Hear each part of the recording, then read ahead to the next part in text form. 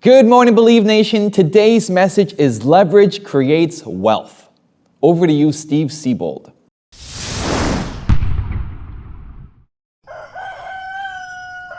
I wake up every morning. Espresso, keep me going. Well, I think we're all taught that. We trade hours for dollars. We're taught, and I don't know about you, but I was taught in high school and college, all throughout my academic career, that hard work equals success, and the wealthy laugh at that. I mean, they know hard work really doesn't, unless you're talking about hard work in terms of thinking.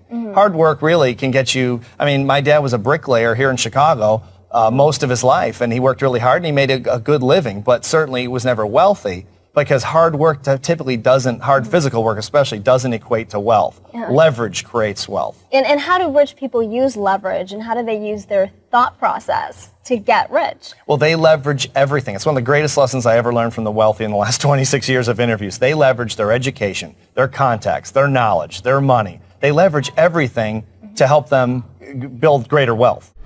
I don't think that I agree with the tenet that hard work doesn't create wealth. I think if you look at the wealthiest people who've built it, not inherited their wealth, they work insanely hard. But I do agree that leverage does create wealth, and leverage creates opportunities, and leverage lets you do the things that you're best in the world at. I think too many entrepreneurs try to do everything themselves and don't realize that there are easy ways to get people to help you, and it doesn't have to cost you a lot of money, right? A lot of people think, oh, I need to go out and spend $40K to hire somebody to help me, and I don't have that kind of money. I'm not even making that kind of money yet.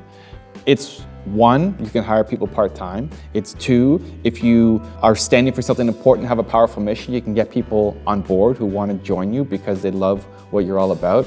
It's three, tapping into the connections and resources and people in your family and community and friends and neighbors and seeing if they can lend some assistance at the start.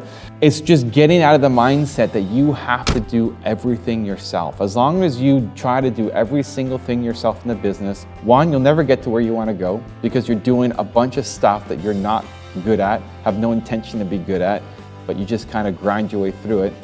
But if you're only spending 10% of your time doing the things you can great at, how can you build something great? How can you build that great company?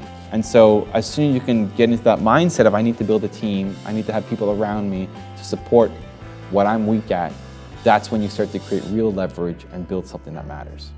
So the question today is, I'm curious how big your team is. Are you a solo entrepreneur? Do you have people on your team? Are you looking at expanding and hiring? What's your thought process around it right now? Leave it in the comments below. I'm gonna join the discussion.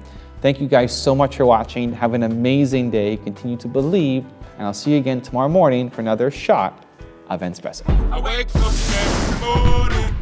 Espresso, keep me going.